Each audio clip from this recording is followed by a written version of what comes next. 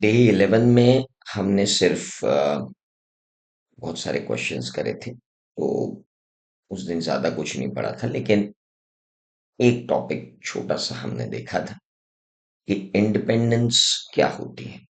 तो इंडिपेंडेंस के बारे में कहा जाता है कि it is a state of mind in which person feels free or auditor feels free because auditor's opinion, auditor's judgment, auditor's professional judgments should be impartial.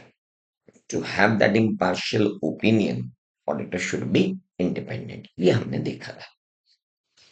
Independence के दो पर्सपेक्टिव होते हैं। पहला पर्सपेक्टिव होता है इंडिपेंडेंस ऑफ माइंड और दूसरा perspective होता है independence in appearance.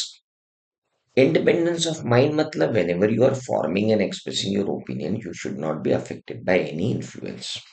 And those influence could come from the threats जो हम नीचे बात करेंगे।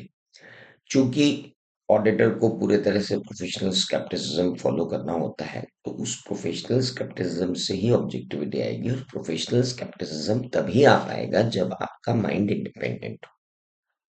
पुराने बच्चे समझते हैं कि प्रोफेशनल स्केप्टिसिज्म क्या है, नए बच्चे आज पढ़ेंगे कि प्रोफेशनल स्केप्टिसिज्म क्या है। देन आती है बात इंडिपेंडेंस इन अपीयरेंस।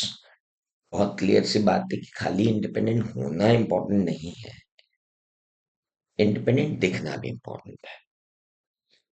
यानी बहुत क्लियर है कि अगर मैं नाटा प्रोफेशनल एकेडमी को छोड़ दूं और मैं नाटा प्रोफेशनल एकेडमी का ऑडिटर बन जाऊं, तो मैं कहूंगा कि मैं तो कभी एम्प्लॉय भी नहीं था नाटा एकेडमी में।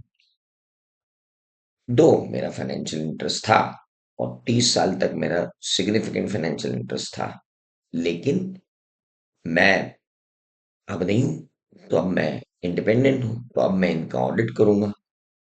तो any person who has reasonable knowledge and information about me and Nata Academy may conclude that my objectivity has been compromised. Why should I create such facts and circumstances before public that though I am independent, public may point me out that no, he is not independent. इसे कहते हैं क्या? Independence in appearance. Auditor should not only be independent of mind, but he should always be independent in appearance.